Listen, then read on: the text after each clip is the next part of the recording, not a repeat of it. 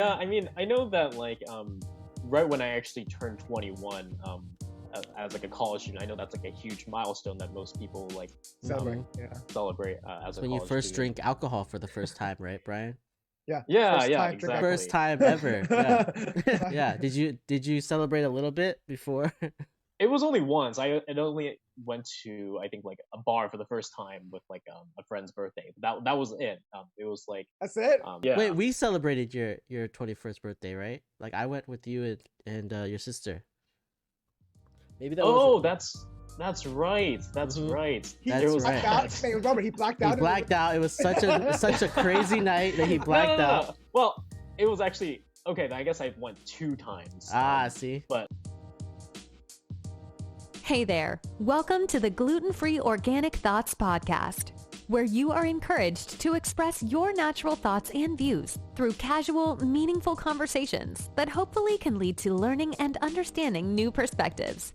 To find out more info, visit www.gfOThoughts.com. Now, here are your hosts, Michael Wong and Robert Din. We hope you enjoy this episode. Hello, everybody. Welcome back to another great episode of Gluten-Free Organic Thought Podcast. My name is Michael, and always with me, Robert Dang. Hey, welcome everyone. We have a good friend of ours on today, Brian, who just graduated college. Congratulations. Welcome, Brian, to our show. How are you doing today? we're on this podcast and excited to do this. All right. What are we gonna start? We're gonna start with our drinks, right? What are you drinking? What are you drinking, Brian? First of all, Brian, hang on, before Brian, are you 21, 22? Just wondering. I'm 22, so I am Man. of legal age to There drink. we go. There we go. I know for myself, well, I started my day off a little bit late, but I know for myself, I'm a big coffee drinker. So right now it's Guilty. late in the evening, but I'm still enjoying my cup of coffee. Drinking But, coffee. All right. Yeah. Do you have any Kahlua in it, or what do you have? Just black coffee? It's just black coffee. That's definitely my go-to, just like a typical drip coffee. That's it's my style, I would say. Has SF spoiled you with coffee? Just wondering, because I know there's a lot of good coffee there. I don't necessarily think so. It's like I don't know. There's a lot of like really good drinks, but for me, I tend to go pretty basic, and I just do like black coffee, which honestly, a lot of good places everywhere that has that. So I'm just surprised for Gen Z. They love their different lattes and stuff, you know. Yeah. yeah, I know like a lot of people like they like their fancy and like sugary coffee drinks, which honestly totally respectable. Any type of coffee is always really good. That's true. But Yeah, I'm guilty of that. I'm always over at Blue Bottle getting my new. Yeah, getting your cold brew, buddy. Cold brew. Yeah. So what are you drinking, Robert? Today I am drinking another Schramsberg. As usual, I have this. Ooh, can y'all see this? I don't know if you guys can see this. Cannot see the label at all. You can't see the label. Oh, there you go. There you go. There you go. It's Schramsberg Vintage 2015. Are you halfway from Napa Valley? No, this I just opened. So, oh, nice. I don't know. I just opened it like 10 minutes ago. I don't know if I'll be halfway done by then. In 10 minutes. Sometimes. No. Didn't you finish a bottle of wine in one of our episode before? No, I don't think that's ever happened. I could have sworn it was one of the episodes you almost finished a bottle of wine. No way. That's a lot. I don't know, man. All right, so I'm drinking protein shake matcha tea latte. So as you can see. Oh wow! Oh, I like this bottle, man. Clear bottle. Yeah, clear bottle. You see. So it's not fancy because Robert always complain about my drinks and they cannot see it. I could be lying about it, but I'm not lying. He always has a water bottle, but it's like some black water bottle. So like you don't know what's inside. At least now we can see inside and see he's not lying about what he's drinking. But it is so it's pretty much matcha latte that I made, and then I add a protein powder in it because I'm super sore right now. I've been sore this whole week. So and then Kahlua. No, nothing. No alcohol today. Not today. All right. So for this episode, for those who are just tuning in or watching us on YouTube, we have Brian here, where he just recently graduated. Congrats, by the way. Yeah, Brian. Congratulations. Thank you. So, and he's going to share his college experience, especially the last year or so, doing remote experience versus his first couple of years. And we're gonna compare that to our own college experience. Yeah. Memory lanes, Robert. So, yeah. Oh man, college. But man, it's gotta be a unique experience to like have like all of a sudden COVID happens and then you're doing everything remotely. It's gotta be crazy, right? Yeah, definitely. I know, like, as someone who basically, I think, like, I think to some extent I was fortunate enough since I graduated just this past year, but I got a good majority of my kind of college career like taken care of, or at least like I got a good like 3 years before like things kind of all shut down with like the pandemic and everything. So I do feel bad for some other students that are just starting off college. Maybe that's like their first year, second years. Maybe weren't able to dorm the same way. But at least for myself, I was into like my junior year, and then everything kind of closed down and stuff. But Yeah. So you it have does suck both to kind of miss. experiences. So, Yeah. so for most of your senior year, you're saying fall 2020. So is it fall? No, spring 2020 and fall 2020. That year you were all remote, right? At that point. Yes, that's correct. Basically, spring 2020, and then like fall 2021, and or I think I'm mixing Fall up some of the 2020, spring 2021. 2021. right. Yeah. Yeah. Yeah. So So yeah, what, so it's been like 3 semesters for myself. Wait, were you also started remotely in like spring 2020? Like when did you guys start? yeah, remote, yeah. So I know like it was the beginning of kind of 2020. That was like around like March and stuff. Everybody had started their semesters. And then that was when things had started shutting down all across the United States. Yep. And that was basically all the schools were kind of struggling to adapt from an all in-person model into, I think they started to talk about like a hybrid model. And then as things kind of got worse, they're like, we have to just shut everything down, move everything to online. Gotcha. And then from here, it's most schools, they all have a different kind of approach. For I know a lot of different universities, some are doing more of a hybrid model. Some are definitely taking things a little bit more conservatively and just having everything online, which for my school, UC Berkeley, in the Bay Area, we took a pretty conservative approach and had everything just kept online for the most part. So wait, what'd you major in? Sorry, I was wondering.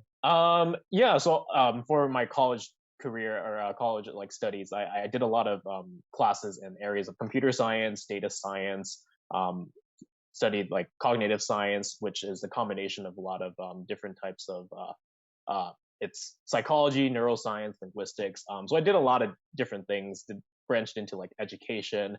So I went all around kind of Wait, did a lot of different things. Your final major was what, computer science? And also cognitive science and education. Yeah. Nice. Oh wow. So you're like double majured? Yeah, double majored. And then yeah, how do you have time for that? Jesus. That's Christ. crazy, yeah. yeah, I mean there was like a lot of like overlaps that I was able to do with some like prerequisites and classes of that sense. Yeah. But I was it all kind of balanced out. Did you start like with both majors, or did you start in one and then expand into another one during that time?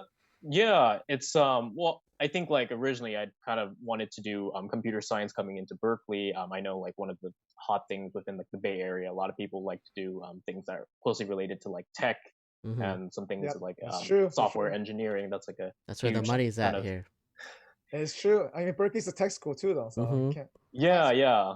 Science school, But I know like as I was taking other classes as well, I was able to kind of branch out and do some other things as well. I really enjoyed a field that my second major that I did was cognitive science, which is kind of like an interdisciplinary approach to understanding the human mind. So it's kind of similar to psychology, but it's a little bit more interdisciplinary. So like if you mix that with your like computer science, you would be the guy who invented the unlimited scroll on Facebook, and you're like psychologically pulling us into all of our social media and things like that.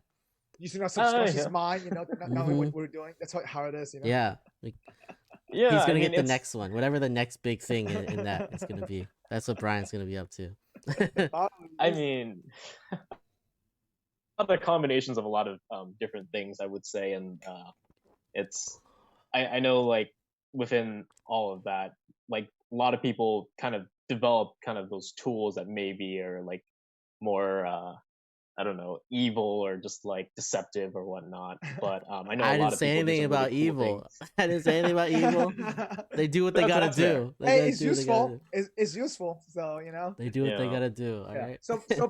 So Brian, you know, obviously, you know, going to, you know, obviously first couple years, right, in person, and then suddenly you went remote, right? And I guess for your major, it sounds like it's easy. It was an easier transition than most major, right? Because you didn't have to be in person to do lab work in a sense.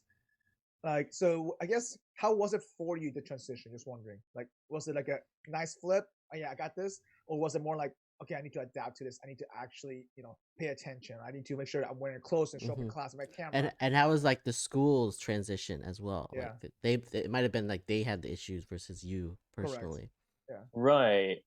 So yeah, as a UC Berkeley student, they essentially a lot of the classes, a lot of the class sizes there's actually a lot of students on campus, and it's a very large public university. And one of the things that we struggle with as a school is kind of um, maintaining the number of students that are in our classrooms. So we often have a really high overload of like students entering into like our introductory level like computer science classes, let's say. Well, give me a number. I'm just wondering ballpark because I can feel your number might be less than our number, but just give me. It's 2,000. There's like the first class that's often taught at UC Berkeley. The class is about 2,000 students. Yeah, Okay. that's about right. Sounds that's about our same experience. Yeah. Yeah, same experience. Yeah. Yeah. So I know, like, to some extent, a lot of the classes that I ended up taking at Berkeley in my specific fields, uh, they were essentially taught at scale. They had a pretty decent model to be able to operate online pretty well. But I do know some other friends who took some more maybe science or social science classes, humanities, and even like a lot of different types of other classes. They're just not as I guess prepared to kind of do all of that as well. Imagine you do your chem lab or physics lab online. Right, yeah. These are boxes of equipment, you know. Yeah, how do they even do that? Do you have friends that were in like the like pre-med or something that and like how they were doing labs and stuff? Like it didn't even make sense to me how that would work. Chem 2 lab, like Chem 2 lab, you know, just like right. It's really tricky. I know like a lot of different schools, they ended up like sending like specific kits to like students to like complete their like lab work or whatnot. But it was really tricky. I knew like everybody was really struggling, whether it be in like the areas of like doing a specific lab or even like test taking. That's like a whole new challenge because the rise of like cheating at universities is like really difficult. Like how much can you monitor students so that they can prevent them from cheating and stuff when like everything is online. Yeah, like for example, you can even have them, hey, when you take your exam, have them turn the camera on and making sure that no one comes in and around and you just watch them online. But how can you tell they have someone behind them, you know? Yeah, someone on the other side of the camera. Right. Yeah, it's really tricky. I think like academic dishonesty or integrity really struggled the past like year and a half or so, and I know, so that's as a result, a lot of universities implemented like policies such as like a pass or fail policy, so that so it's not a grade. No grades, just pass fail. How do you do GPA them? How do you GPA them? Well, it actually was up to the students to decide whether they wanted to opt in for letter grade or go down a path that was pass fail. And either so either one that you were to choose, you can actually it didn't matter. It would still fulfill like classes that you needed towards your majors and towards graduation. How does GPA figure in here? Do you get like a 0 or a 5 or a 4 or whatever? Like how does a pass fail work? There's no way if I can do GPA would pass or fail. There's no way. Well, I think how it works is that we have something called pass or no pass. So it's either you receive a P or an MP. Okay. And if you get a P, nothing changes in your GPA. If you get an MP, nothing changes in your GPA. Yo, so Robert, if you had a 4.0, you just pass fail for the rest of your classes. and I knew several friends that would kind of opt in for that kind of choice because they Nice. they Man, didn't all right. want to. So I would take like my first year as like I would have like a bunch of really easy classes and then pass Yep. fail from there. Like that's it, Yeah, done. seriously. And you graduate summa cum laude, you know? Yeah, we have like bugs in me at UF, like the bugs in me, or like what is it? Asian, it was called dinosaur classes. Yeah, it was. They had like a movement class or something, like a dance class. Like it just takes Yeah, some of those and then electives. there was a plant class online too. You take some of those elective classes and then just pass fail your way through. That's great. Oh man, that's crazy. You know.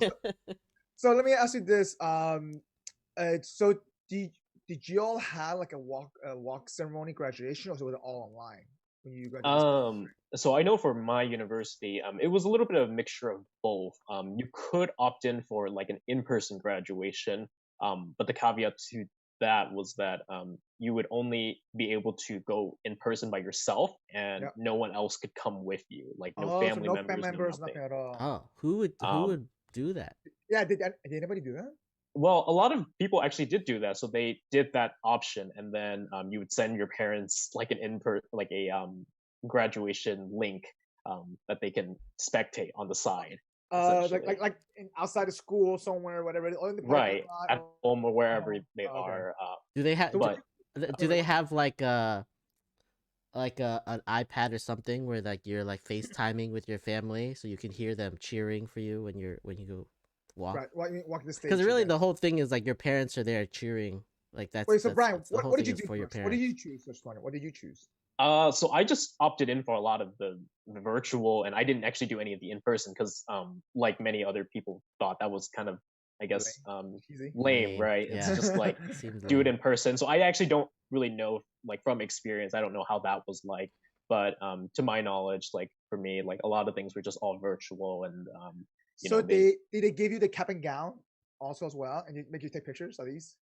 No, at least for my case, what? I didn't even have a cap and gown really. So So you don't have a college graduation cap and gown picture though? Well, it's complicated. I do have one, but Okay. I essentially borrowed it. Okay. But as far as kind of like the virtual graduation, you actually don't have to you didn't have to do anything. You didn't have to turn on your camera or anything. What? Well, you don't have to turn on your camera. I mean, right. So what essentially what's so you didn't have to wave or something like that or anything like that at all? No, so you would essentially submit like a slide of your own or something like that, and then they would just like read it off and then just like show it like, oh, this person graduated, and then it was like clapping. But it's been really lame, I think. It's all, sort of the past, fake production clapping. Yeah, yeah.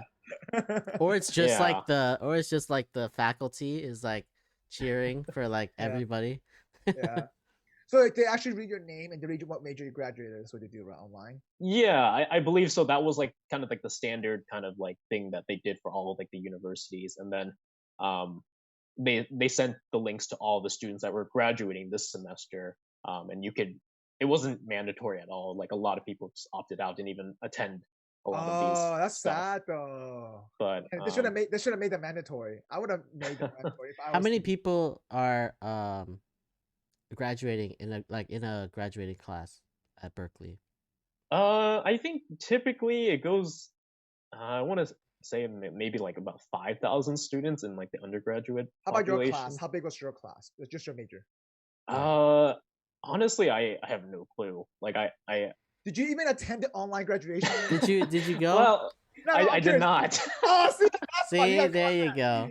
Got caught, I mean, right? I knew about a lot of this, but then it was for myself. Like I was like, I looked at the calendar and I'm like, oh shoot, I missed it already. Oh, you missed. Oh, you missed the calendar. No, wait, you woke up late? What happened? Well, it's just that like I saw the link. I knew I had like this links for all of like the different like majors and like colleges or whatnot, but then I just didn't attend, and then it's just like I was also like graduation, man. Yeah. Okay, let me ask I you. was still able to celebrate with family and whatnot, so that was like what meant more That's to me true. rather than just having like a listening to a speaker for like half an hour and then afterwards see like a slide, Oh, they 100 still slides have of students. So wait, so they still have speakers though?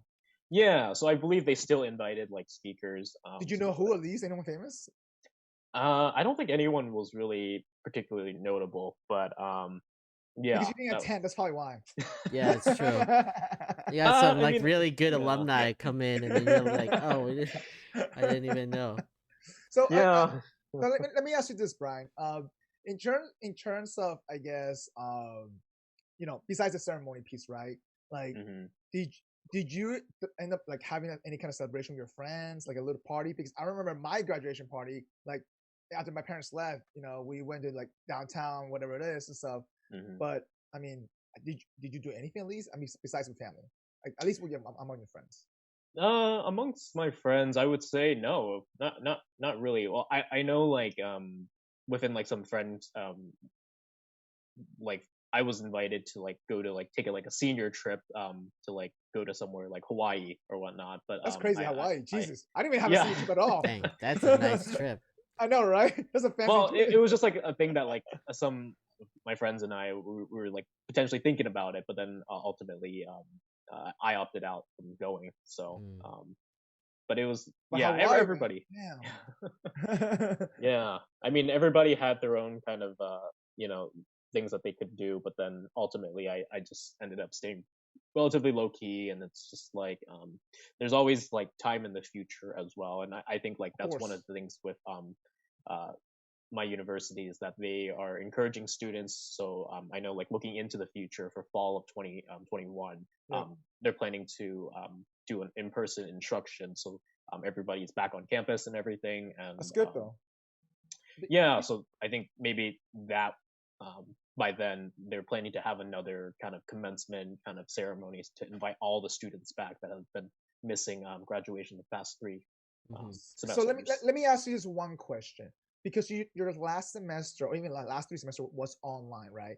Was there hmm a checklist? Did you ever have a checklist? Okay, these are the last few things I want to do before I graduate and leave college, like physically stuff, like doing physical stuff or doing some kind of experience. Did Because you have a list in general, like of yeah, when you went to college? Did you have a list, or like I had a list in my while last you're year. in college, while you're in college, did you make a list of like, oh, these are the things I want to do, Yep. like while I'm in college? I didn't have a list. I Well, didn't I have have a a list. list in my last year. Hey, these are the things that I wanted to finish or do or experience before I graduated last year. That's what I Mm-hmm. had Yeah. going into my senior year. Did you have one of those? I mean, for the most part, it's like, I think for me, I mean, I know everybody in college all have like different priorities or whatnot, and that's like totally fine and all. But I know, like for me, I was able to get a lot of like involvement in different types of clubs. I know, like one of the things is that I got my foot into doing some research with the university, Nice. and then also did some like kind of career related stuff that was like working and being able to complete an internship. So I think like for that, um, that was like that meant a lot to me. But Was your as was far your as like last? Sorry, was your last internship online? Just wondering, or was it in person? yeah, it's I guess it was just all online. Okay. Everything was just like um, What It's like did it's you? everything's like just it's virtual. like joining a company now. Like everything's virtual. Like you join That's all true. virtually. Hmm. But Yeah, well, I guess like the interesting thing for myself was that I started my internship and I kind of continued it for the past 2 years during college. Um, oh, nice. so that was I actually had started in person pre-COVID, but then Okay. uh, So yeah, everything kind of went in online. so you had that settlement already. You knew the people, you knew the structure already in Mm-hmm. a sense, and then Yeah, continue exactly. online. So you mind sharing what you did or in your internship? Just wondering. Like, did that experience change in person versus online? Yeah, I guess like a lot of things could still kind of like operate like online. Well, actually, it so for my specific like team and stuff, what we did, we have like people spread all across like the United States. So Mm. prior to that, we were already all like pretty distributed for the Oh, most okay. part. So So it didn't yeah. seem if everyone's like already pretty remote, or like you need some way to communicate, then it didn't seem like it would be that different to like have everybody as just like remote. Yeah. Yeah, that's mainly it. But yeah, it was a pretty easy kind of transition because at my company it was kind of everybody was already working like remote for the most part. So Yeah. then not much had already changed, I guess. So Gotcha. So for my I guess from your internship experience, then for you it was like almost like seamlessly. That's why it would just worked out nicely for you. Because I know yeah, exactly. It's nice to also come back to the same company again to do your Mhm. internship. that's So true. Yeah. you don't have that weird like intro time.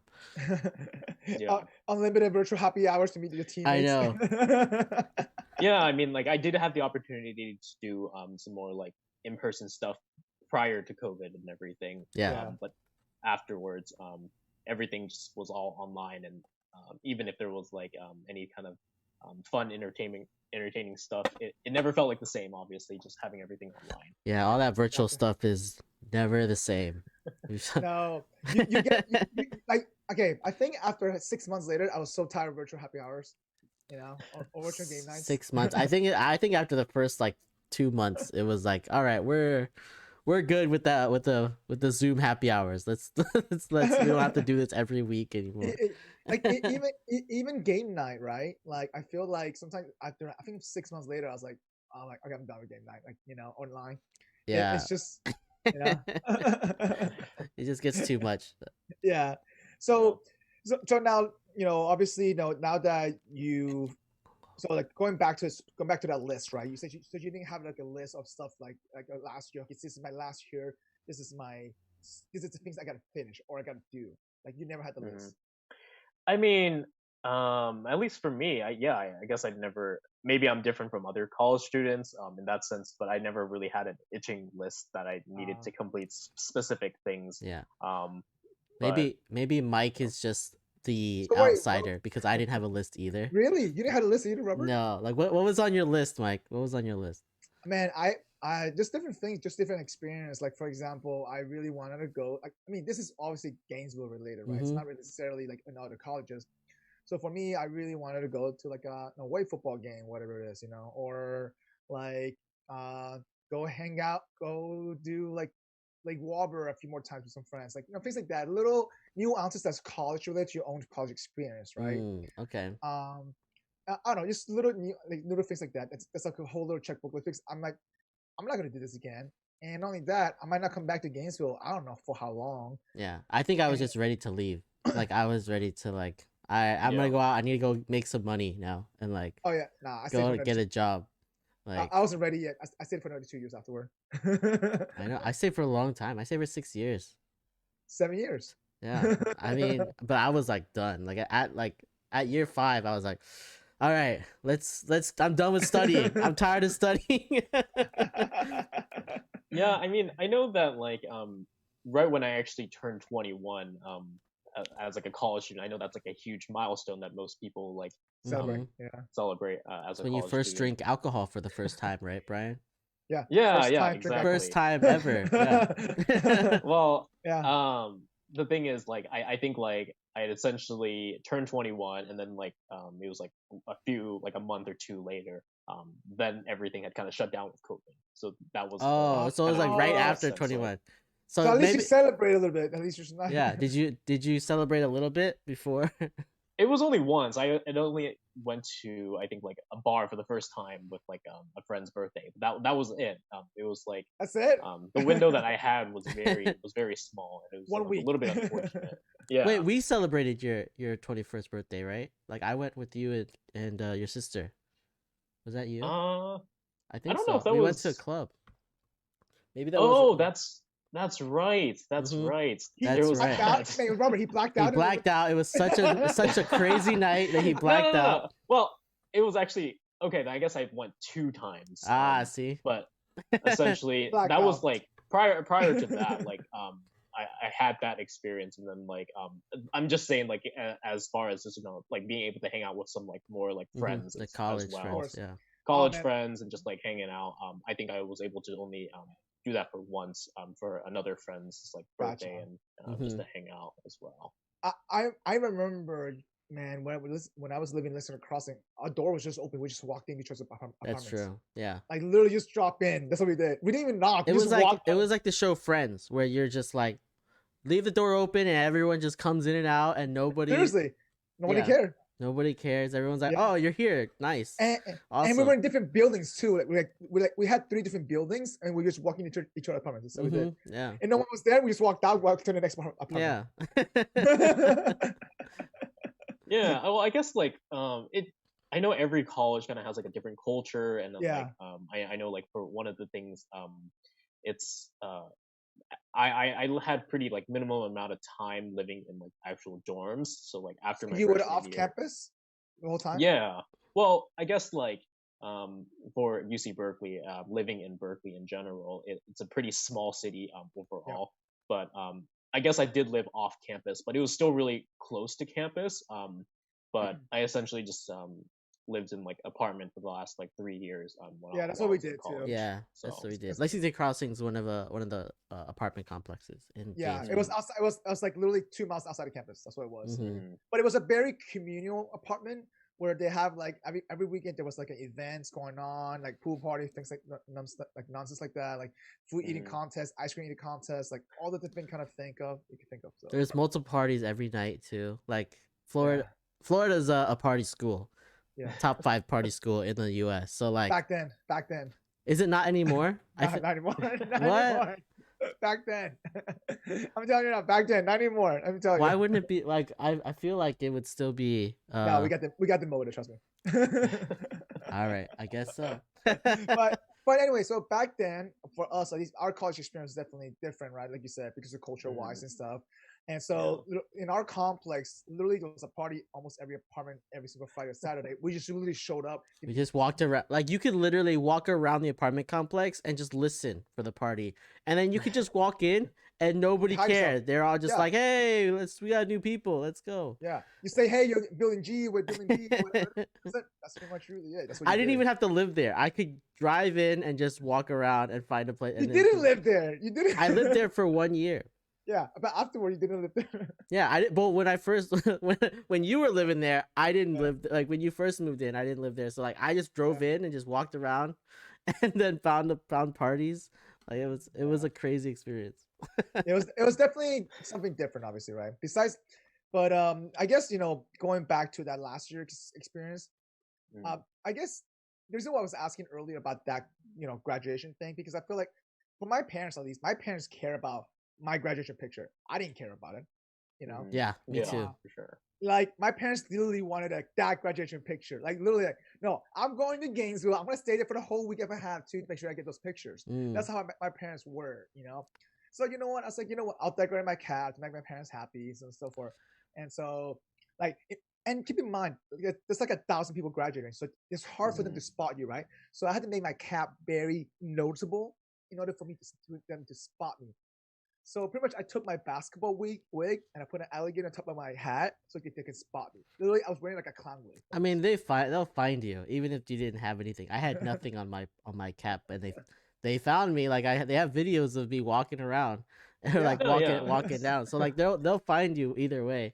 Yeah. But yeah, I think graduation is a lot for parents because I didn't want to walk. I didn't care. Just send me my like either way they send you your diploma either way. Right. So I was like, just send me my diploma. I'm gonna go find a job or do whatever. And then but like my parents were like, no, you have to walk. Like you just have to walk. So did your parents not force you at least to go to that in-person thing, or they didn't care as much? I mean, I guess like for me, since I have like older siblings as well, they have kind of went through like at least for like you're the baby of the family. Okay. Yeah, but I know like for other people in my family as well. Like I have like also a lot of other cousins who have also like graduated from their like undergrad in college and everything like that. So I think like given the current circumstances with everything that's happening in the world, I think my parents were a little bit more understanding about like I guess they never really pushed me that much to like do all the in-person stuff. My parents would have said, "Get that cap and gown. We're going to go take pictures." No, my parents did that. My parents like I walked and I had all this stuff, and then later on when my actual like diploma came, they were like, "Oh, put on your stuff, and then we're gonna go take pictures." And I was like, "We're not even in Gainesville anymore. Like, what are you like? I don't." They were like, "Yeah, we gotta take pictures of everything." I was like, "Man, this is Yeah. Nah. By the way, Brian, my diplomas, both of them are still in my tube right now. I haven't taken it out yet. It's still in my tubes Yeah. today. It's been how long?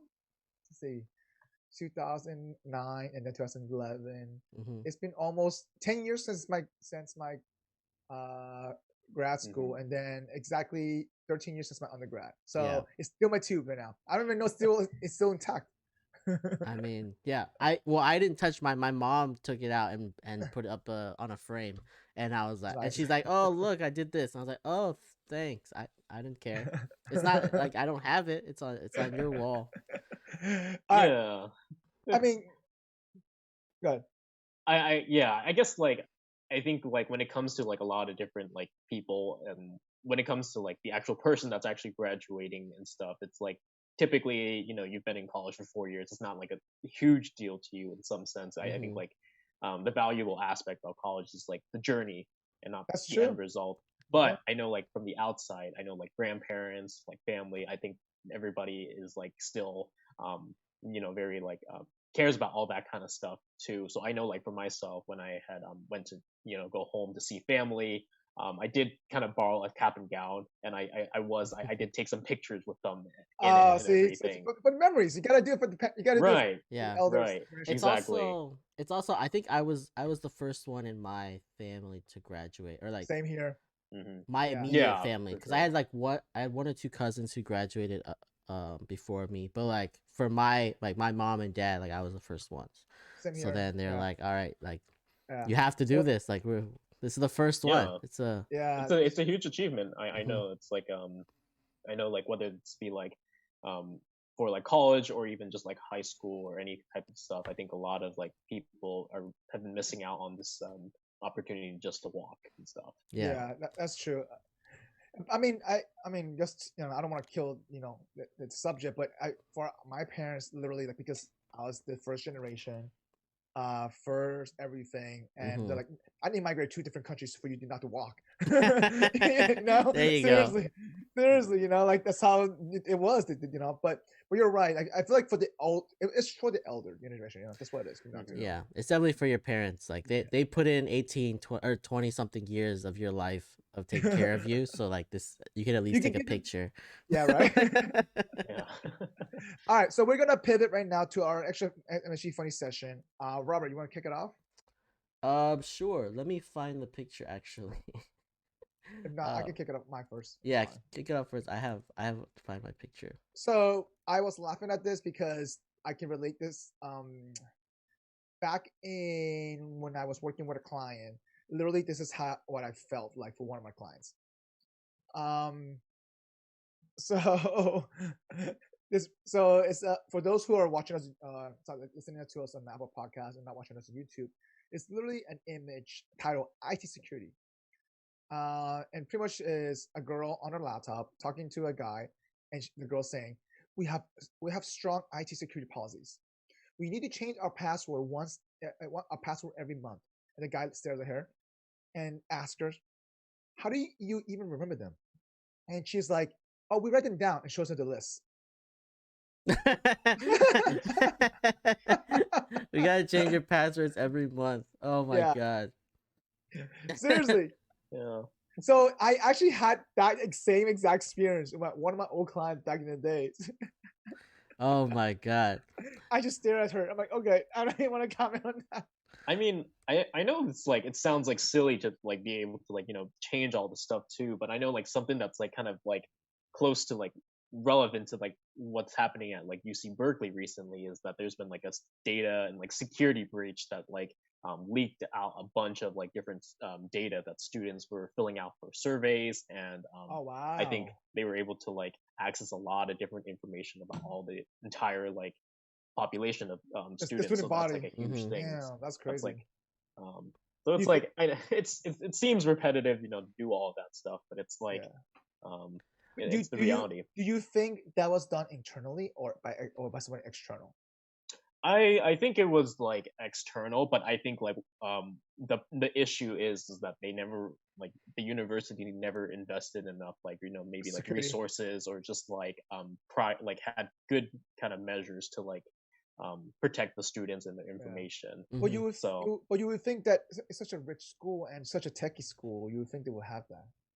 yeah, I mean, I think with any type of university, it's like tricky. Like, That's true. there's always like Everything's behind as well. Well, there's a lot of auditing, Yeah. actually, believe it or not. So I worked for the IT team for my university, and we had to take care of all the admission officers who travel. But all policies were super tight because they were traveling, so they can get hacked anywhere.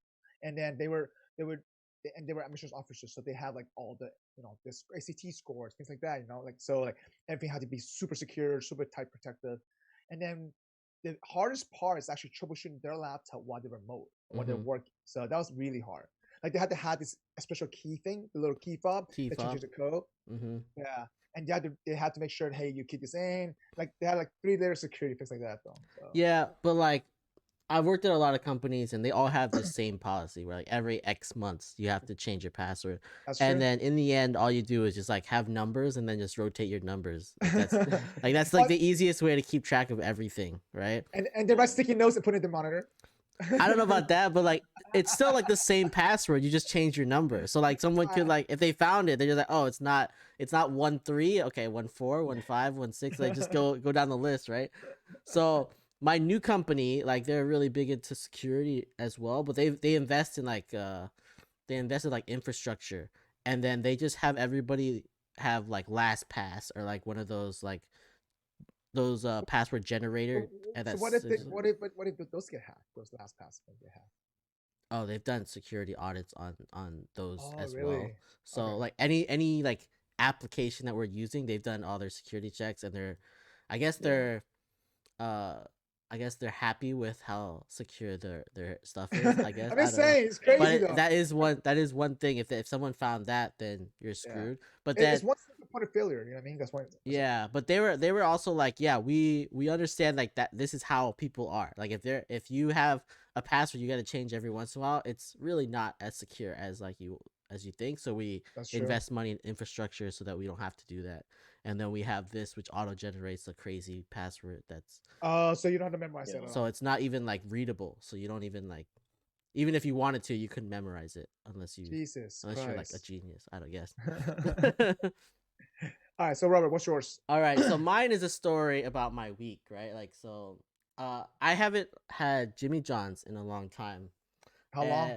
It had to be 5 years. Actually, before I came to San Francisco, so it's got to be like 6 years now. This is Jimmy John's. So I had no idea, but there's a Jimmy John's right down the street. So like this week, I was like, you know what? I'm gonna order Jimmy John's, just because I need something quick, and they're known to be super fast, right? And they have bikers. They have bikers. Is that why it's so fast? Yeah, I have no idea. But like so I asked somebody on my team. I was like, what? It was like 1 o'clock, and I was like, hey, what did you order for lunch? She told me, and she's like, yeah, it'll be here in like 1:15. And I was like, all right, let me just order something. So I ordered it, and before my food came before hers came. And she had ordered it forever ago, and she had the time. And I was like, oh man, this is crazy. And then I get my order, and this order is like what I normally ordered like 6 years ago. Okay. And so it's a sandwich and a pickle. Yep. But the pickle is as big as a sandwich. If you look at it, it's a giant pickle. That is a humongous pickle, or it's a really tiny sandwich. But yeah, it was a humongous pickle. I was like, oh my god, this pickle is. I love pickles, so that's good. No, me too. But I was like, man, maybe I need to start ordering a larger sandwich because. What'd you order? Like a slim sandwich? I ordered a Little John. Yeah, that's what it is. It's a slim sandwich. It's a smaller sandwich. I think it's like a. You need to order bigger sandwich. 6-inch sandwich or something. And I was like, I looked at it. I was like, oh man, and like the sandwich was small. Like I think it was like 12 bites total. Like it was really small. So lesson learned: order a bigger sandwich. Order a bigger sandwich, but like Jimmy John's, super quick. Like that's the fastest meal I've ever gotten delivered to me. No, and and their pickles are humongous. But even in Gainesville, though, man. Even in Gainesville, I remember they were pretty quick, though. No, yeah. And, like, I went to work at Merrill Lynch, and there's, like, a Jimmy John's across the street. So we would always just, like, go over there. And by the time you order, by the time you get to the end of the counter, it was there. They gave you your sandwich. Like, they're that fast. Yeah. So it's, I mean, Jimmy John's is great, but like their sandwiches are like their pickles are humongous. So they didn't meet your expectation. Yeah, it was good. I mean, I wonder if it's like just like that specific store, No. Or No. wait, for what? For which pickle? part? for the pickle, or just like I know like I never seen a pickle that big for Jimmy John's, to be honest. Yeah. With you. No, I ordered a whole pickle. Yeah, so how about pickle? But not that giant. It's pickle, not that big. No, It was big. It was the size of my I mean, hand. you could have just lucked out on the pickle lottery. That's true. Yeah, because you Oh. can just pick a jar lottery, Maybe I should order another one and test out this theory. Do it tomorrow. Test that out, dude. All right, so Brian, you have anything to share with us? I guess like for me, it's like late in the evening right now in the West Coast. But I'm just having my first cup of coffee right now. But I know like for myself, just like I feel like I have like a belief of myself now that it's really hard for me to just complete things if I just don't have like at least one cup of coffee for the day. I've been there, Like, done that. You're Yeah, reliant on their coffee. I mean, yes and no, but I also just really enjoy the taste of it as well, and just like So do I. learning about coffee as well. I know like going back a little bit to like one of my favorite things in college actually is that my last roommate that I lived with during my last year of my undergrad, it's that he actually ordered like a $700 espresso machine, and that was one of my favorite things that I nice. was able to make like coffee. Machine. Yeah. It's actually like a regular machine that you make it espresso style. Yeah, like Yeah, one from yeah. like a restaurant or from a cafe. Yeah, Exactly. Like we'd actually joke about like us actually starting a cafe in our apartment because we just like always made so much coffee. But that was by far. What are you gonna name it? What was the name of the coffee joint? I mean, it was like the street of our like I don't know. We never really thought of like the name, but like you should have just named it Big Brian. Big Brian, yeah. Big Brian, yeah. I mean, coffee is coffee. But, no, coffee's not coffee, man. It varies. I'm telling you now. I'm a very coffee snob, whatever that word is. Coffee snob. The coffee snob, I guess. Yeah, but I took a few classes on how to taste coffee, how to brew it in a sense. Do you have a favorite style? I love French roast in a sense. Do the French drip. But I mean, to be honest with you, I love just the taste of different, especially like if it's a light roasted, medium roasted coffee, because keep the most caffeine, obviously. And I just hate the different how people mask the taste with the dark roast. I just hate that with a passion. Starbucks, but still, but what, you love Starbucks? Starbucks one of your favorite places ever. I do the blonde roast because they actually maximize. So Starbucks has a good science on mixing beans to maximize the amount of caffeine for the blonde roast. So yeah, which I don't mind it when I need the caffeine. Yeah, so, you can't blast overall, it though, and Brian, call it. I love the taste. You can't blast it and love it at the same time, man. Yeah. I mean, I'm just saying, I love coffee. I know how you feel, Brian. So I mean, yeah. I drink coffee at 7 p.m. before, and I still go to bed like at midnight, just like a baby. Yeah, I can drink coffee anytime. I really don't have a choice. And also like I don't know. I feel like a lot of people can't do anything before their coffee, and I don't have that problem. Like Me neither. I don't have that problem either. So by the way, I'm not sure you have one of these in your house. You should invest in a coffee machine you can set a timer on. So let's say you wake up at 6 o'clock, if the coffee's already ready to brew for you, and you set it up the night before. I invested in one of those. It's a life changer. I wake up, I can smell the coffee ready to go. Just pour it. That's nice. Well, I mean, I think there's also like an act of like I know like I feel really satisfied when I take the time to like actually make the coffee. It's like a routine, right? It's like brushing your teeth, all That's that kind true. of stuff. Like sometimes getting dressed for work, or like I know like everybody's always sitting around during this current time with like the pandemic and everything's online. But sometimes it's nice to just be able to put on some clothes or make a cup of coffee and Put on stuff. clothes. What's that? I'm saying. What? I like put on like Wait, you you know gonna put nice on clothes pants or when you just go to like when you start work, man? Like that's not how it works. I Not know, in this right? remote environment. It's what we gotta teach you uh, when you're starting up work.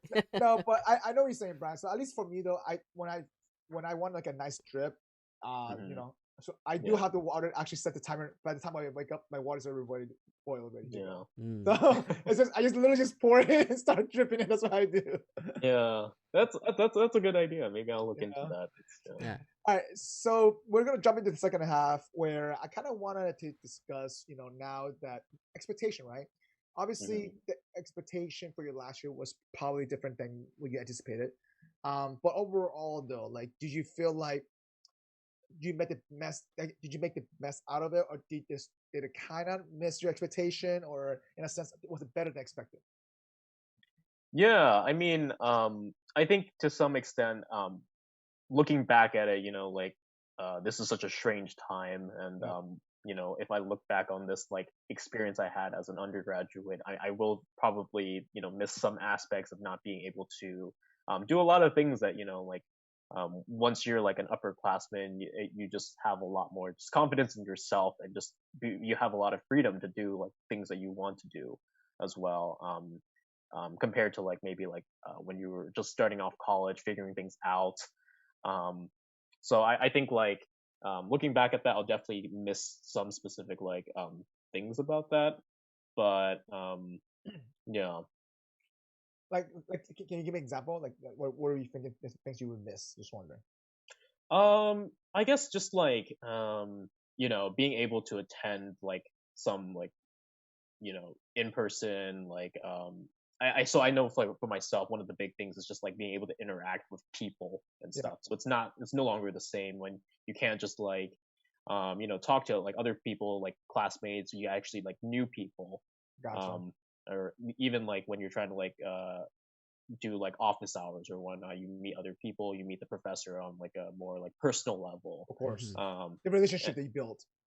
yeah, with pretty much just anyone, whether it Yeah. just be like yeah, it's just hard for you to just meet people during this So time. in your last semester, right? You said you joined a club and stuff. That did your club activities continue online? Just wondering. If not, I guess what did you guys do about it, or did you guys not do anything? Yeah, well, I guess that was like one of the things is that like with how like everything like COVID and like pandemic, a lot of the clubs that I was like a part of like slowly started just kind of deteriorating or just Oh, like fizzle away. Yeah. yeah, just like you know it was really tiring to organize all these things and then have no one show up, right? And Yeah.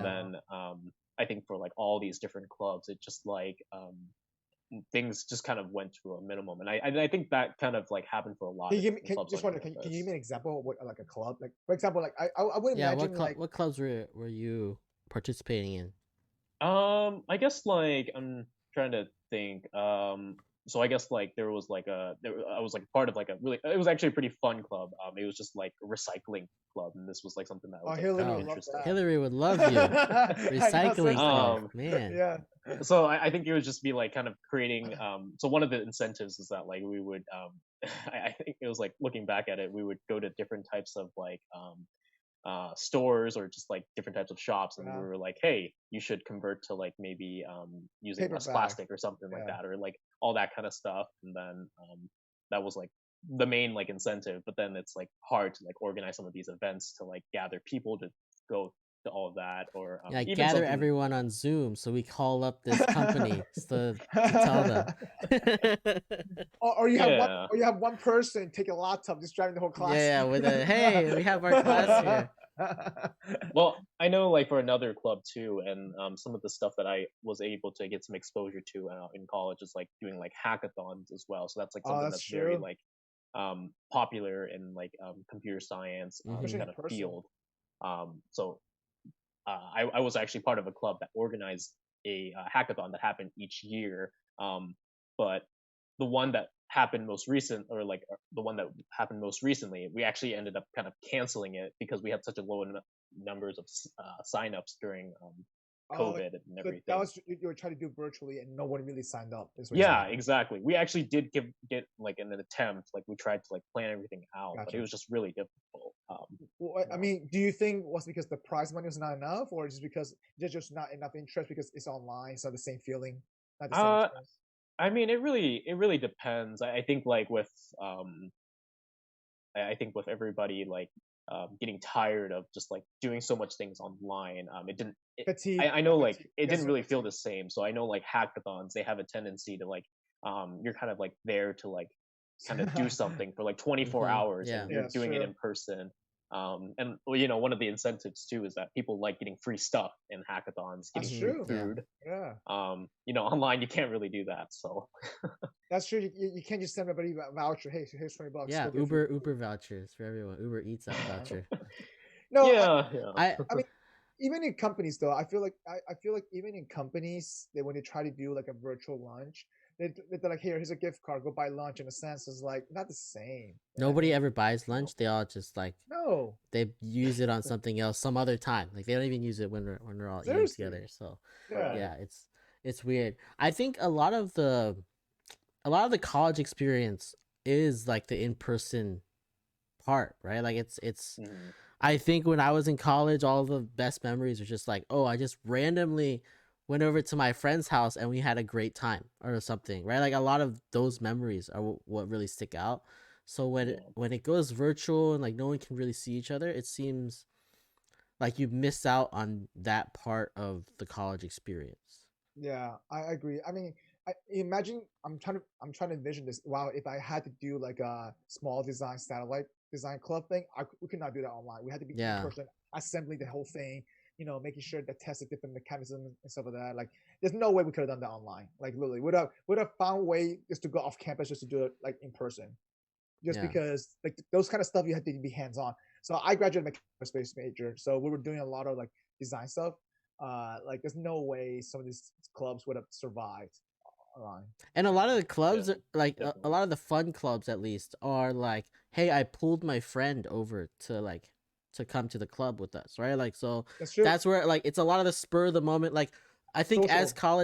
as college kids, you're like, you have so much time, right? So like when people are like out, like even if they're going to the library, they're at the library, like, oh, we're going to this thing, you should come too, and they're like, what else am I doing today? Okay, I'll go, right? And so bringing people along, like pulling people with you, is like a lot of the experience of like getting people to go to events and stuff.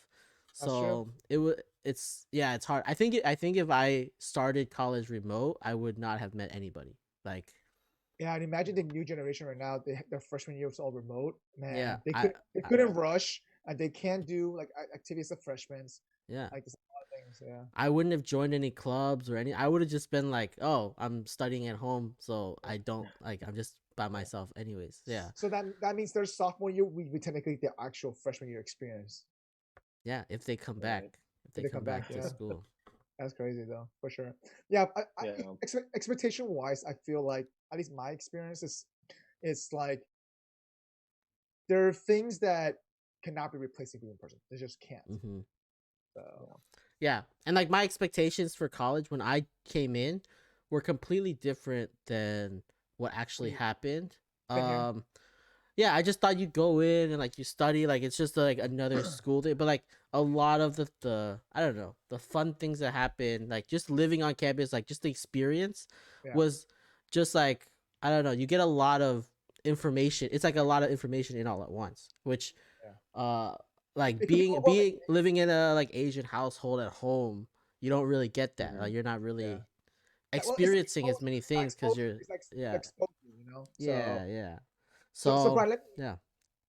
Brian, let me ask you one thing. Like, go like just like Robert explained, right? Your expectation going to into Berkeley and now leaving it, how different was it? Um, that's a really good question. I think like coming into it, I think like I knew that it was a really difficult university, and coming out of it, I also know it's a really difficult university. I thought you were but gonna finish that joke. Yeah, I was like, oh my god, how easy no, was no, no. this? It's real. I think Yeah. like some things that I didn't really like realize all that much is just like I think it's definitely a lot on like students with just how the school is structured, and I or just like what I mean by that like specifically is just that there's a lot of things that also come about with like Berkeley as well. It's a very competitive school.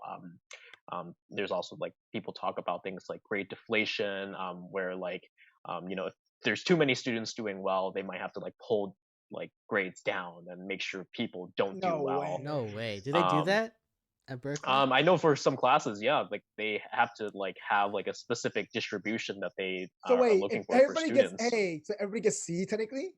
Yeah, if everyone gets A, they drop everyone's grade down to a C. Well, if everybody gets an A, then that's the perfect scenario. Or if everyone gets a C, then that's the perfect scenario as well. Then everybody Yeah, passes. But in a perfect world, that doesn't really that's work. So true. like, I think like a professor would want like in an ideal situation, they want students to all score the same. But That's true. that's Yeah, not the case, and Do they that's really how want the everyone divide. to score the same? Because there's dumber students and people that don't care and don't study. Like, you're not gonna have it's not everybody. necessarily dumber. It's just people just don't care sometimes. To be honest I with think they're dumber. There's like some dumb you. You're in people. Berkeley, okay? You're not that dumb. Let's just be honest, okay? I don't know. UF was the best school in Florida, and there was a lot of dumb people there. All right, like I don't know. But anyway, but Brian, so now leaving Berkeley, like, how did your expectation change, though? In a sense, like, did it surpass Yeah, it? Did it meet it, or like, exactly, or like, or just totally different? I think there's a lot of just like stress going on at Berkeley, and I had never really like understood that like firsthand until I was really a part of this environment. Okay. So I know like there's definitely like talks of like mental health, as in like it's a really stressful environment, so it definitely takes a toll on a lot of students. Yep. And one of the things as well is like being a student at Berkeley, and living in the city of Berkeley as well. It's kind of a dangerous city. It's not like what you'd expect a lot of times from other places as well. So I know like I had friends who have like been assaulted by random people on the streets, or just like That's any crazy. they Oh have like all wow. these different types of situations. Cars get broken into like all the time as well. So it's not like the most like The I guess, safest. yeah, exactly. It's not as like glorified as like some people may say. It's like obviously it's a prestigious university. It's not There's like like, TV, pretty much. yeah, but I know like a lot of students really struggle, and there's a huge wealth disparity between a lot of people that are you know homelessness is definitely an issue within like Berkeley, and then there's a Within the lot of student, students there, within the students, or within just like in general. just in general. There's just a lot of like homelessness, a lot of people that are homeless around that area as Gotcha. well. Okay. I guess that's like a attribute that comes with big cities as well, like Yeah. yeah. Gotcha. So you're saying overall, then you going into it, you were not aware of that kind of things like that, and then leaving it, you had a more realistic version of it, that hands-on experience, because now that you went through it, that you didn't expect that crazy stress going into it in a sense, or did you expect that? Just wondering. I guess it's like I kind of knew about it. It's like I think like people kind of do research, and like people like hear some experience as well, like talking to maybe some alumni or whatnot. Yeah. But I think for you to hear it is one thing, but for you to like experience it like firsthand and Of course, see all it's of a whole it, different and story. Yeah. having to like deal with it every single day, it's like a whole different perspective that you don't really get a chance to fully understand until you're part of the environment. That's true. Mm-hmm.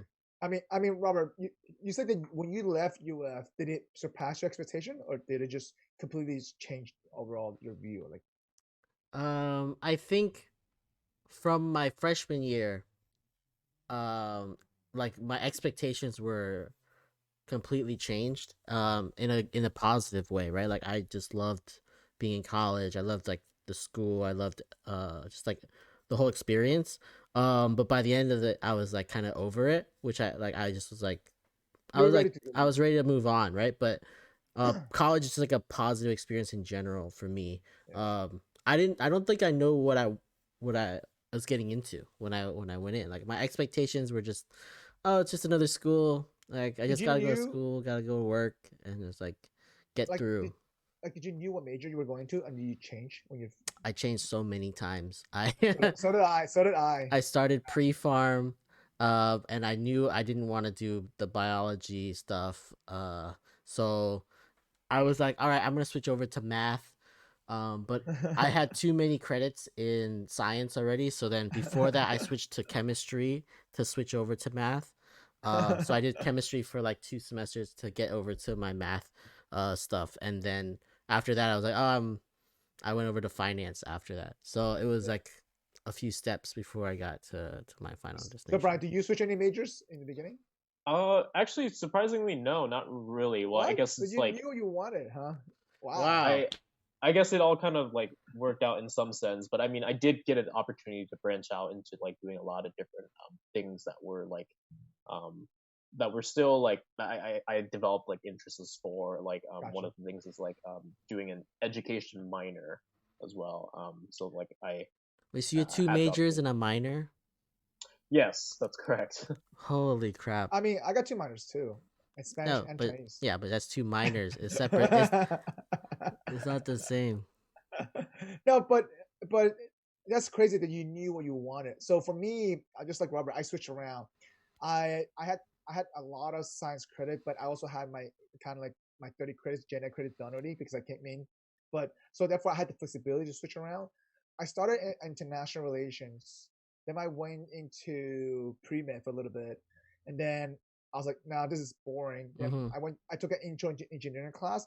How they tour you like to different engineering classes, and I saw the hottest girl in the industrial engineering. Okay, I'm going to do that because no other engineer had any girls in it.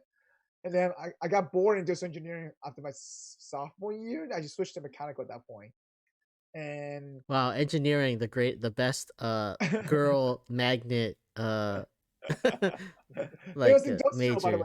majors. That's how they get kids nowadays. So now they purposely put the hottest girl to do the intro engineering classes now. Yeah, but like there's no girls in engineering. Nah, that's not good. It's a very male Yeah, centric yeah. I mean, So major. I think it's on the rise for a lot of different things, it and is. like Keep this in Yeah, it mind. is. This is 10 years ago for us. But Keep that this in is mind. 10 years ago when they're like, So, oh yeah, there's yeah. those are So like keep, 90% guy Fine. classes. So Brian, let me give you a perspective. yeah. I started college in 04, okay? Let's just say Mhm. that, okay? So it's like more than 10 years ago, okay? So Yeah. yeah. But on a serious note, though, so I landed in mechanical aerospace at that point. But for us at UF, we had the dual program degree where one more semester you get the aerospace degree. I'm like, why not? And so Mhm. but yeah, and the reason why I did my Spanish and Chinese minor is because it was an easy minor. I needed my GPA to Yeah, boost up. because he knows both Right. Chinese and Spanish. So it wasn't easy. If I could minor in Vietnamese, I would have done it too. No, but my expectation going into it, I took the chance to reinvent myself because in high school, for me, I was the opposite. I was like super shy, like very antisocial. I'm naturally introverted still, but to a certain degree. But before it was way worse. And then I told myself, you know what? I'm gonna put myself in a situation where I gotta meet people. I just Mm. have to. So I got a job meeting people. I got a job. I had to face people every day. And part time was doing college and stuff like that. And then like just like you, I joined every single club I could get my hands on. Yeah. Get that different experience. Get that different, what I like, didn't like. But going into it though, I had zero expectation because I never even visited the campus. Me either. Mhm. When I went, I didn't visit the Yeah. campus at all. I didn't know what to expect. It's like, all right, I'm going to college. All I gotta do is study and get out of this so I can get a Yeah. job. That was it. That was the only thought in my Yeah. head. I did something I similar though yeah. too, like where I was like, I want to change myself. I don't know. I was still the same, like I don't know, kind of outgoing, but like it was more that I just didn't know very many. Like my first high school I went to, I didn't know there was not very many Asian people. So Mhm. I didn't. I was like, oh, just one of the other guys. And then I went to my second high school, and there was like a ton of Asian people everywhere.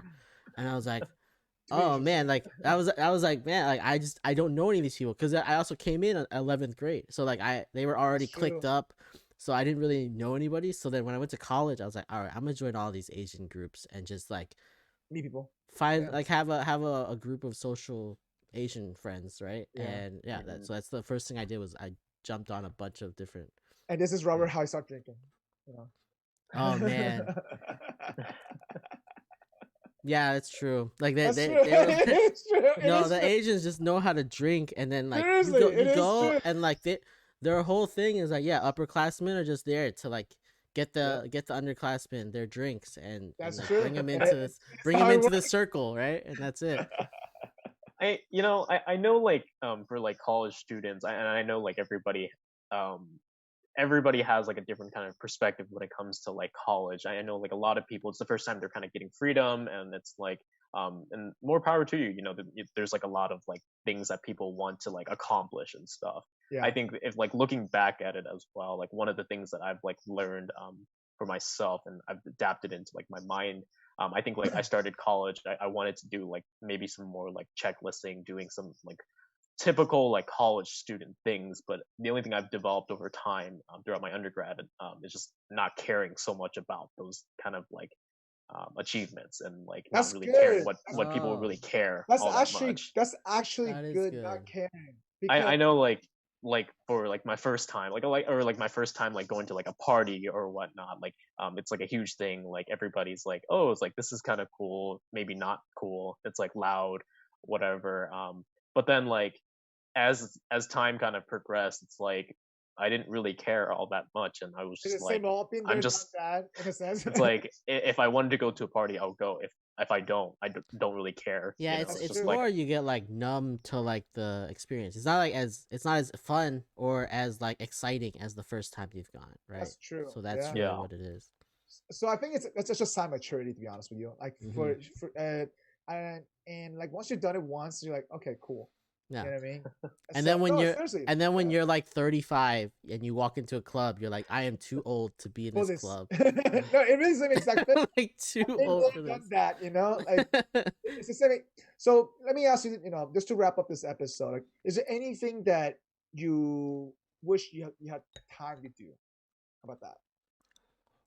uh, yeah. I mean, I guess it is a little bit unfortunate that my college career or like my college experience did feel a little bit stealed away from me just because of Of the course. fact that I lost a year kind of just doing things in person and doing all of that. But I think for myself and just like with the nature of everything, I'm not really much of like a I guess like a look back or make any kind of regrets of any sense. Yeah. But I've always been a very go with the flow, and I've always been like okay with change for the most part. So like I don't really think I have any like things that I want to like look back and say like, oh, I wish I'd done this specifically. Mhm. But I mean, Not you know, necessarily regrets. It's just like, for example, like something like, I wish I could have done this or done more of this or done less of this. yeah, I guess like for me right now, I'm at an awkward stage as well since I've recently just graduated. I haven't had that much time to maybe He like hasn't think hit you about yet. He that. hasn't. Yeah. Yeah. That's But true. You might maybe still go ask to me in six Berkeley on months. Monday, like you might still go. Wait, Right. yeah, I see what you're saying. Because for me, I guess one thing that I wish I had spent more time on is actually like time on actually, um, just so we have so I purposely enjoy doing everything, right, in a sense, but also at the same time I feel like my time was too scattered instead of focusing on certain things. I wish I'd have taken the time to hone certain things and be more present on certain aspect of my college career in a sense, right? Like there are Mhm. certain clubs I could have not joined and focused on more to get the better experience out of it. That's the thing I would have probably Mm, changed in this. So interesting. Yeah. yeah. Yeah, for me, I think it's similar. I think I would like if I was to go back, I would have worked a lot less. Same here. Exactly same. Like That's the thing. when I first went into college, I had like 3 jobs and going full time in Same school here. for And like poker. and yeah, well, poker was later on, and then I started Yeah. quitting jobs from poker. But like Yeah. I didn't need 3 jobs. Like Mhm. what did I don't even know what I did with all that money. It wasn't that much money. Like they're all like almost minimum wage jobs. Like Yeah. so like is it really like I don't know like if I would be as money hungry if I went back to school, like if I went back knowing what I know Yeah. now, because it's really the small amount of money in the long It run. is so irrelevant. It was Yeah, just I might have Yeah. even taken out more loans because I only took out like 5K in loans, like such a small amount of which is loans. nothing. Yeah. Yeah, and they were all still like government like loans, so they were all low interest. Interest. Yeah. Like I could have got more of those and just like chilled out and like done more stuff to have more of Have the better. experiences, right? Yeah. Because I know you and like our friend group did a lot of stuff in college that I didn't even experience because I was like, oh, I gotta work, instead of like, oh, you guys are gonna go play flag football. I never That's played true. flag football because I was like working. I was That's like true. I don't have time to like just go and do stuff, and so like that's the type of stuff that the timing stuff that you were talking about, where like put less time into some things, Yeah. and then focus more on the other stuff. That's So so that for gives you me, better experiences. that exact same thing, right? Because I worked a lot too. Like, so I had a part-time job at the dorms, like really for 4 years. I worked night shifts. So either one of my Saturday night or Friday night was sacrificed, and worked night shift between like 10 p.m. to 6 a.m., something like that. And then I did my IT job during between classes at 20 hours Monday to Friday, literally. And so like I wish that I would have worked less, focused on my academics a little bit more, and Mm-hmm. then also focus on the actual experience and enjoyed it a bit more, to be honest. Yeah. Because I had 2 jobs that did that, and then not only that, I did like a lot of side stuff. I fixed people's computers on the side. Yeah. I I did H&R Block taxes yeah, for that's right. people You did that. every like January to April. Like I just Yeah, did like just pick yeah, up whatever work I can to make a little bit of cash. It was yeah. it was crazy. And then poker got in the way too. Like Yeah. I wasted so many hours in poker, like a lot of hours in poker. So That's true. You Like know, I'm thinking about it. If I had spent less time working, would I have put all that time into poker? Like that's true. it might have been like, because I was already like going pretty hard on poker just to, Yeah, and it's all in the same mindset of like I need to make more money. yeah. Like, and like now I think back, I'm like, how much money did I really make? Like Not quite that much. not that much. Yeah, but What were you gonna say, Brian? yeah, oh, I guess like I think to some extent I can definitely relate to like both of you and just being able to like or just like overwhelming yourself with a lot of different things, with whether that be jobs or just like classes in general. And I don't know if that has to do with just like college students in general, because I know like wait, did you take like 6 classes every semester? I definitely overloaded myself with a lot of different classes, and I Wait, did how many have like classes? Just wondering how many. Like it really just depended. I did 6 classes almost every semester. Yeah. More or less, I definitely Yeah, probably was up there in order for me to like graduate on time with everything. But I know like with like working like jobs yeah, and stuff, I know like I had the concern of like building up like a resume, and like that's like the typical thing that's like college students want to do. They want to like yeah. be involved with as much things as possible. So there's this culture where you just constantly work. I think it's also like in high school, like they start you off with like you need to be a well-rounded application. That's true. So Yeah, then you need to go and like join clubs, do sports, do all kinds of, be well rounded. So you're Hmm. involved in everything. And then when you get to college, you're like, I have to do the same thing for my actual resume to get a job. Which I think when you get to a job, they're not looking at like, oh, you played flag football, you're the flag football coach for 4 years. Like nobody cares. well, also to be honest, believe it or not, actually, I got my first job because of my extracurricular activities, not because.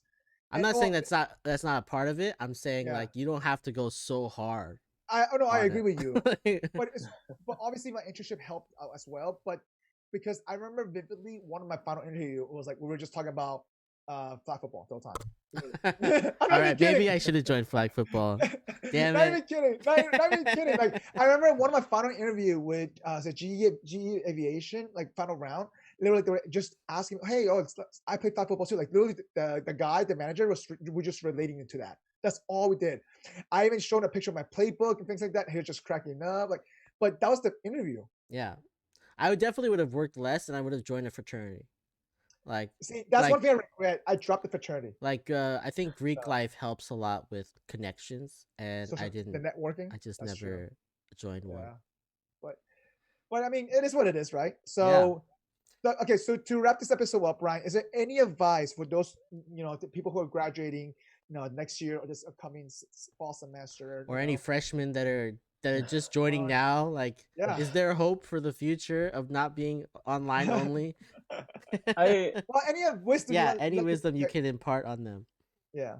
I mean, I think there's a lot of like changes and like things that will still be to come. Like I know like a lot of schools are pushing for like more like kind of like a regular schedule in the fall, but I think in practice it's going to be still difficult. It's like like while we were kind of transitioning, now we have to figure out a system and where we're kind of transitioning back.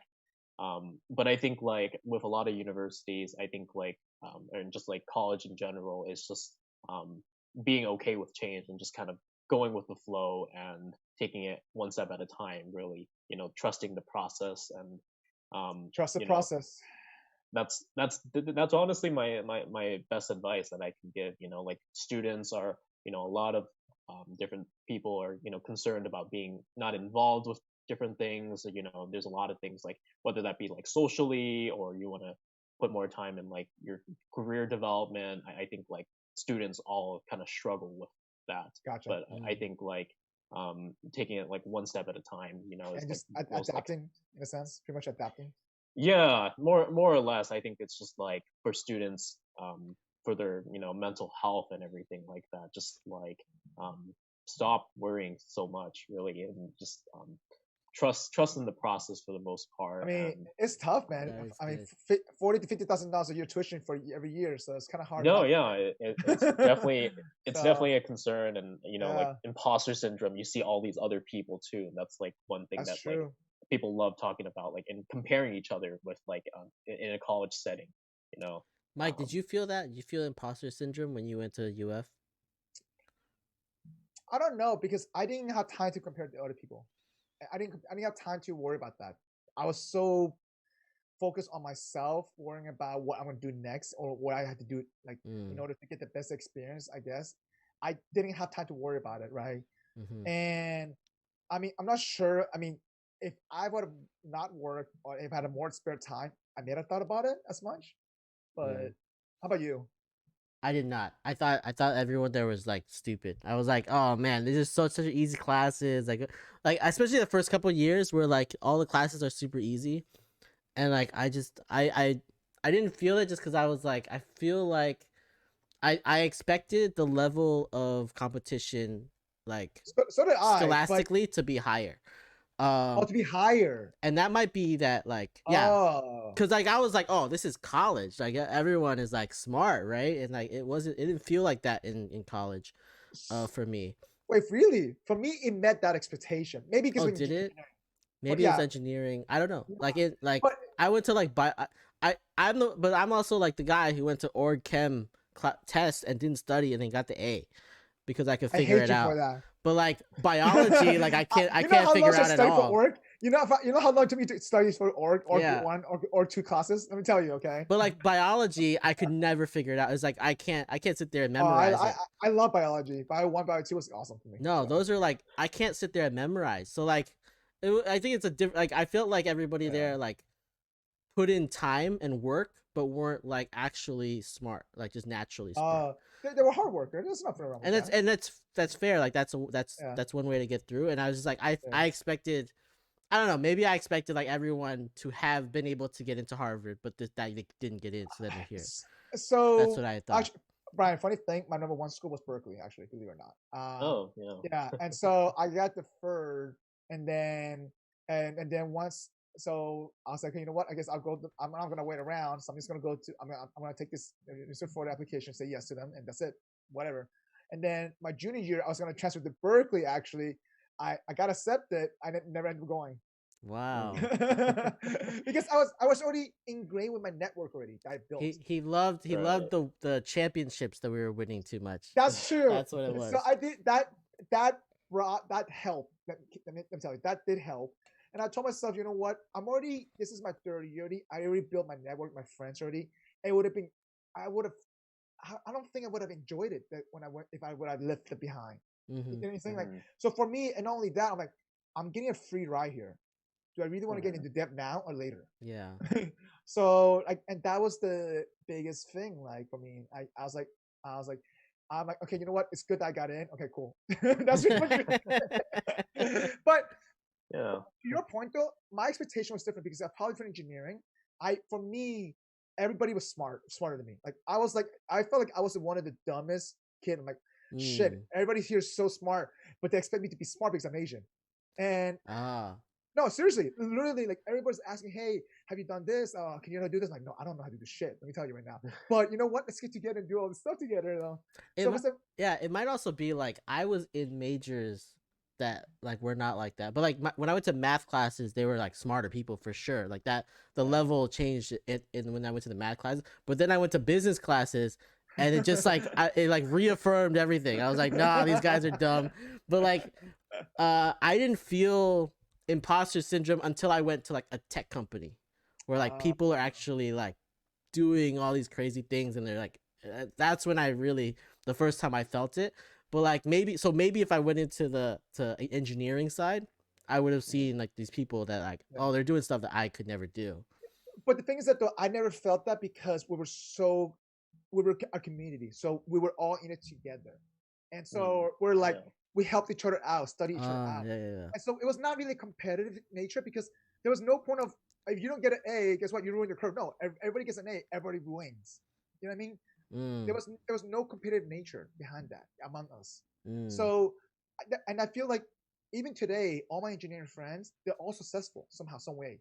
I still talk to them today, but we're all reminiscent how we were studying together 24/7 over so many, like, you know, what was called those you study overnight, what's all-nighters, you know, like with Red Bull and stuff, you know, like it's just it was just stories that we always talk about, you know, like, and those are the memories that I guess I can, you know, cherish, but that's what I remember for, but not that competitive nature though. I see. Yeah, I don't know. I just thought everybody like business is different. Like they don't have to really be smart in business. Like you just have to know how to like present a slide in like a PowerPoint presentation.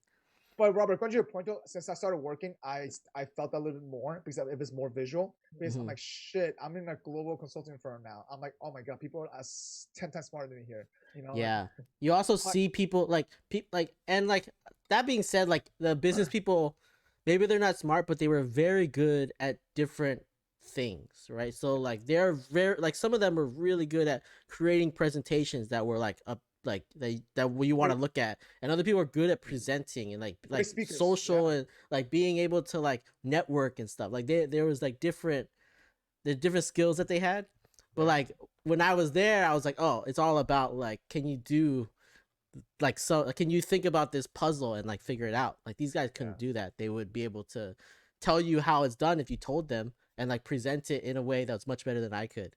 But but yeah, it was different. Like I had a different mindset of like what smart was, I think. So how about you, Brian? Did you experience that yourself? Like physically see that or experience that? I think it really depends on like the specific class that you take, and just like you know, it's just luck of the draw really with like, and I think with like colleges in general, you know, depending on like the professors and stuff and how things like operate, they have a lot of control of how students like kind of like how, if they want to make the students' lives miserable or be one of those like really memorable. That's for sure. There's a lot of weed out classes all over college. I remember my dynamics class, one midterm, one final. That's it. One midterm, one final. That's it. And isn't that the standard? I feel like that's all of my classes at Berkeley, where it's really I have 2 exams more or less, maybe 3 if there's like 2 midterms.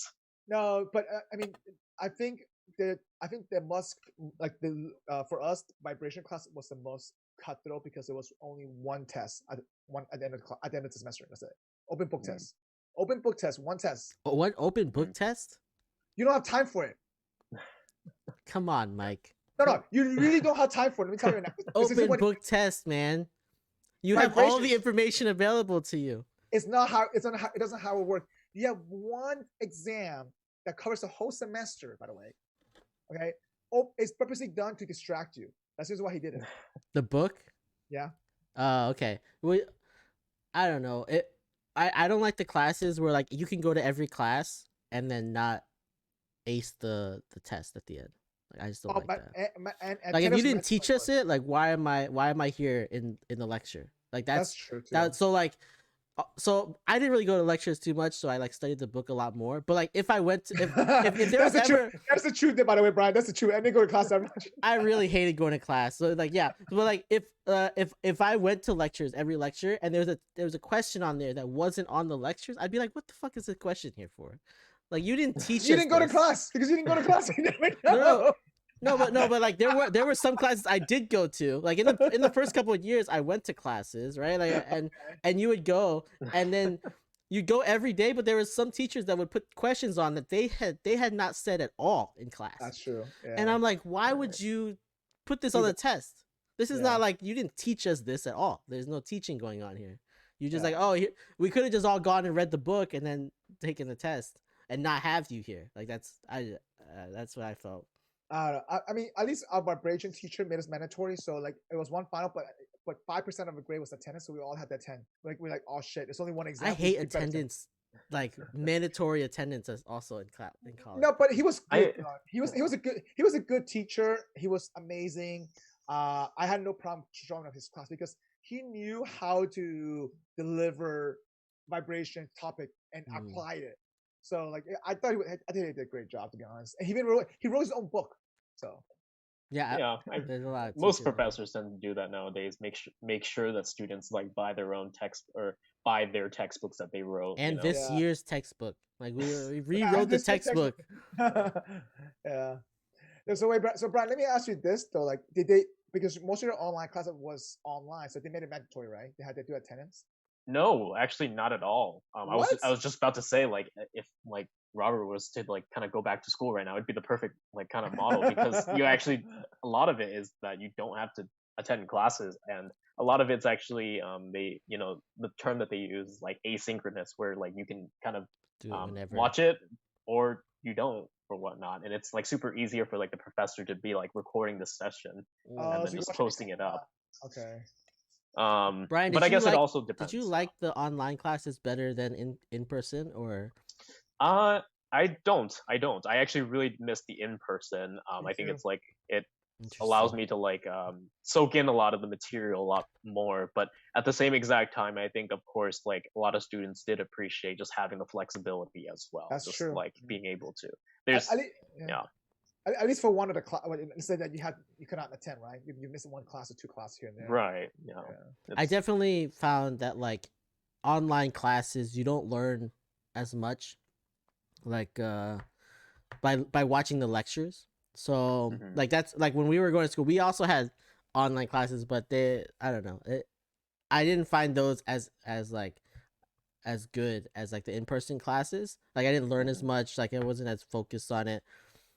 But I didn't go to class anyway, so it didn't matter. Well, so so some of the classes I had, I need to have online classes as well. But I showed up in person just to watch it, and then you showed up. You're the ones that were in the recording.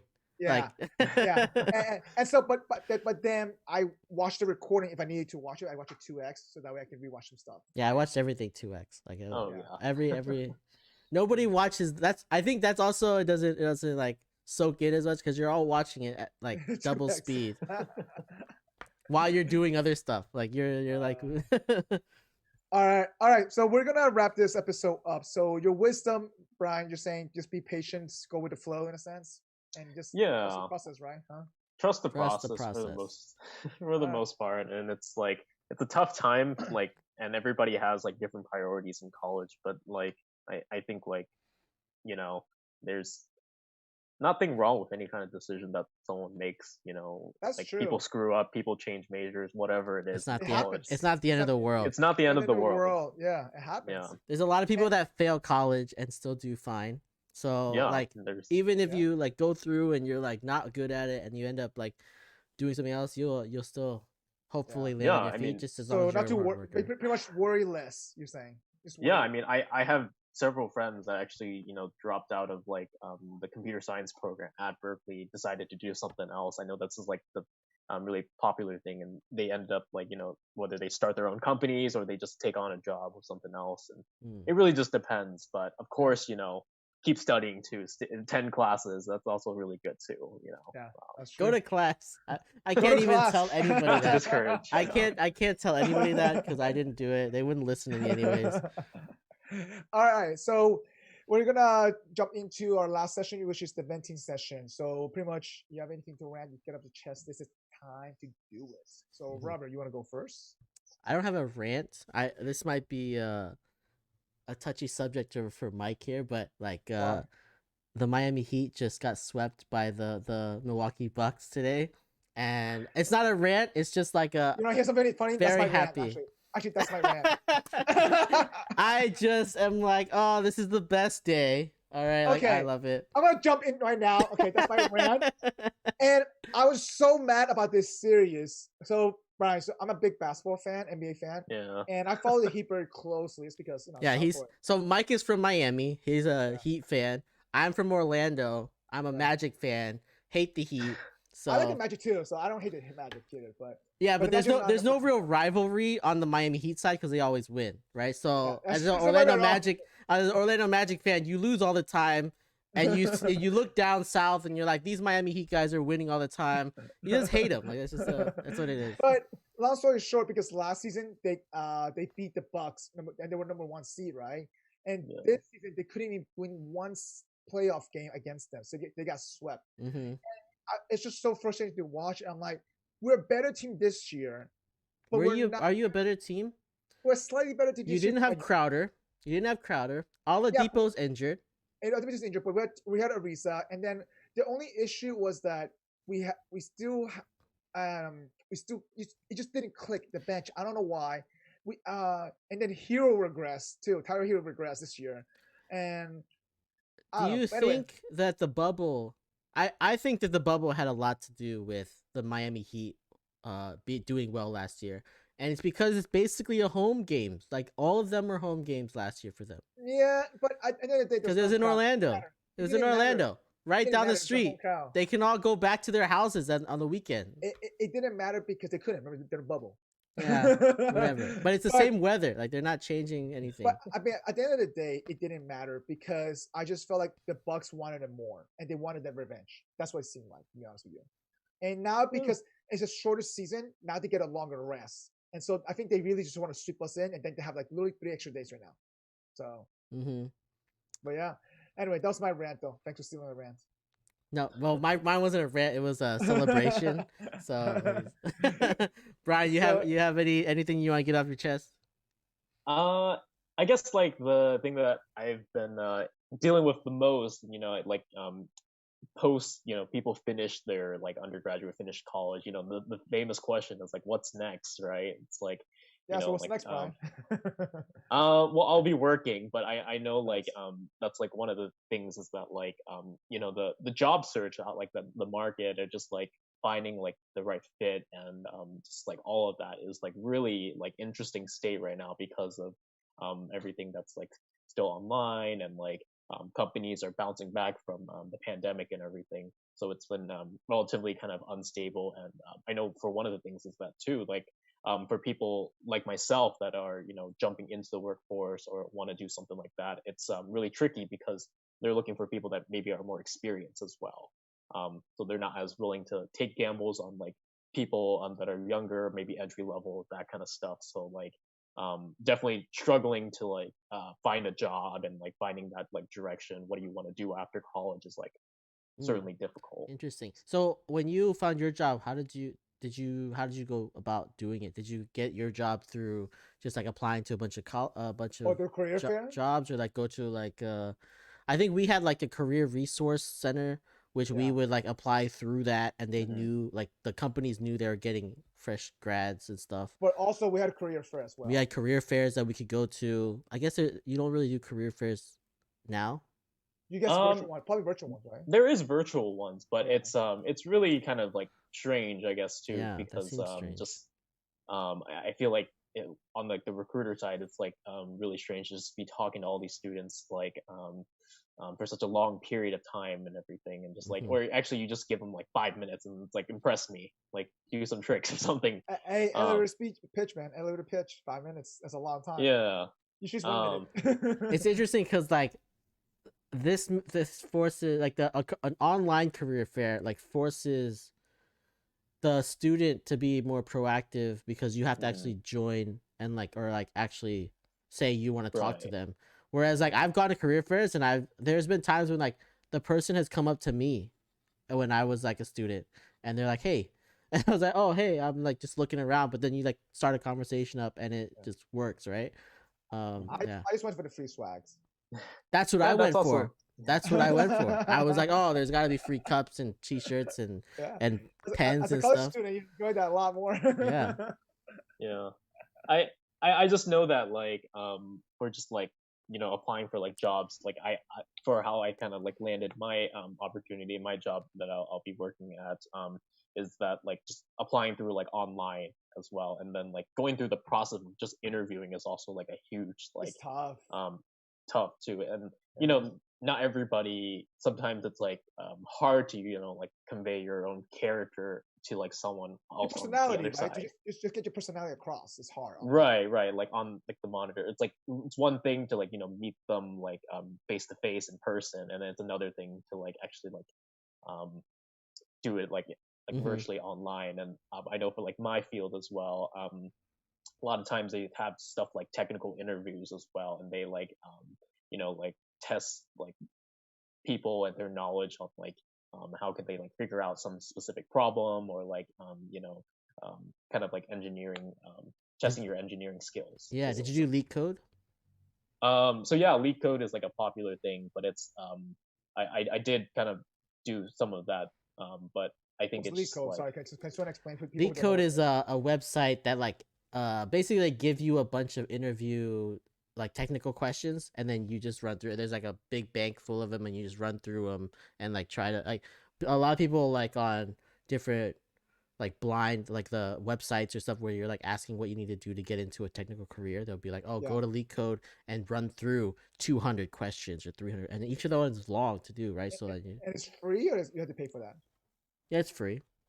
Yeah, it is free, but it's definitely like a grind. And like I know for like a student, like I didn't get that much time to do stuff like that because like I was still focusing on school and everything. So that balancing of like everybody wants like once they graduate to have like a job or some type of opportunity or a direction, right? But then also finishing off your degree is like it's a hard thing to do. But I know like students, I wish everybody best of luck when they're like finishing like college and everything. And right now it's still a really weird time to be like interviewing for new jobs and stuff.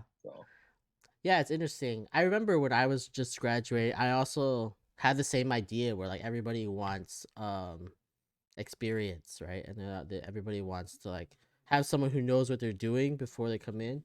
And I got my job through the career fair or the career resource center. So like they knew they were hiring like new grads, right?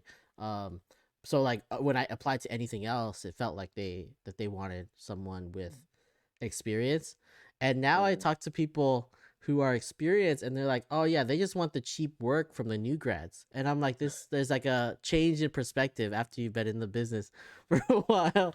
And like if you're looking for jobs, it always feels like the other side is who's getting the jobs. Yeah, I remember I got my consulting job in Jacksonville through the career fair as well.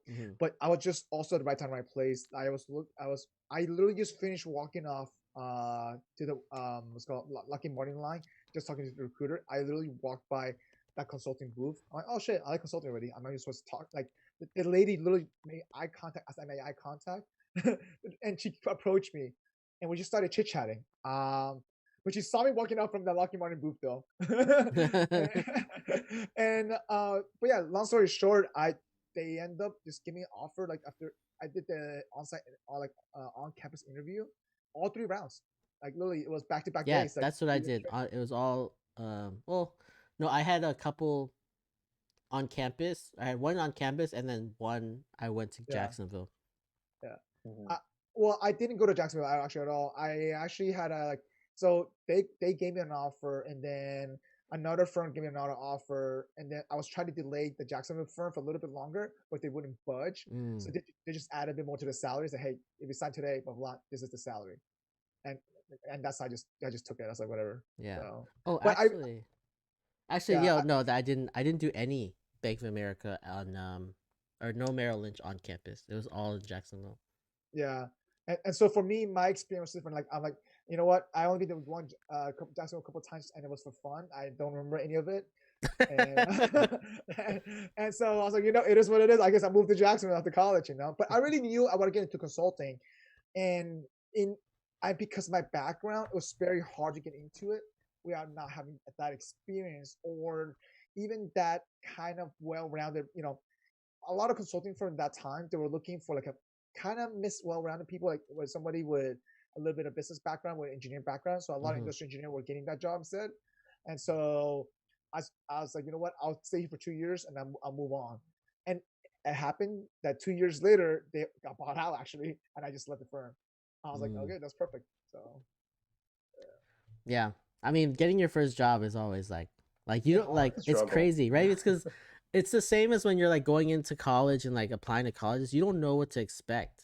Yeah. So it's like your first time. I guess maybe like with Mike, you had like internships and stuff. Both of you had internships and stuff where you interviewed and did all this stuff. I didn't do any internships at all. I didn't know that. And I just like went into interviews and didn't know what the hell I was doing. I was like, oh yeah, like they asked me all these questions. I was like, I had no idea. But yeah, it's a hard process the first time to get a job. I think I graduated with 5 internships. And so, yeah, but I was like, but it didn't matter because in my field, that didn't matter. It was you were doing different stuff then. Yeah. And so like, I pretty much really was starting from scratch again, but my internships showed like, I guess how I was able to adapt in different areas. So, I don't know, whatever. My advice to anyone out there is just go, just do it. You'll be fine. In the end, it'll work out. Yeah. You'll find something. And my advice is just enjoy the experience. Just be there for the moments. That's all. Because it's a once in a lifetime. You're only getting older. Trust me, you don't want to get older. Yeah. But it's hard. It's a hard life. Yeah, just enjoy it. But all right, to wrap up this episode, hey Brian, thanks for hopping on. Thanks for coming out. You have anything you pimp out or anything like that at all? You want to tell anybody? I don't know, anything, social media, you're social media, right? I don't think you're on social media. Yeah, I'm not really on social media, but I'm just really appreciate you guys giving me the opportunity to be on the show, and it's been great just kind of chatting about kind of all the topics that we kind of covered today. And it's a really weird time to be a student, but I hope things just kind of get better for everybody, and get the students just getting more closure towards their education, as well as I think people are just itching to this go back to some kind of normalcy. Yeah. Well, we appreciate you coming on. I think you're our first Gen Z person to come on, so we appreciate that. Yeah, appreciate that a lot. All right, for everybody watching out there, watching us on YouTube, you can smash that like button, subscribe to our channel. You can leave some comments, tell us how your college experience was, or like if you, I don't know, there's Gen Zers, they might have a different perspective than you do. So, or even us as millennials, you might have a different experience or the same. Just let us know. And then if you're listening to us on Apple Podcasts or Google Podcast, any podcast app, just give us a subscription there. And you can, if you want to watch any of our old podcasts, you can always go to our YouTube, www.youtube.gfotthoughts.com. Or .com. I don't even know. What am I doing? Our website is gfos.com, okay? Yeah, our website is gfos.com. Wow. Yeah. But anyway, until next time, everybody, thanks for tuning in. Appreciate it. Thanks, Brian. Thanks for your time. Appreciate it. All right. Later. Easy. Later. Thanks for joining us for this episode of the Gluten-Free Organic Thoughts podcast. As always, we appreciate you. If you are watching us on YouTube, please don't forget to subscribe to our channel, like this episode, and leave us a comment. If you are listening to us, please leave us your honest review on your preferred podcast listening platform. And as always, you can find us on social media at Facebook, Instagram, and Twitter at GFOThoughts. Drop a comment and give us some feedback. We would love to hear from you. Until next time, see you then.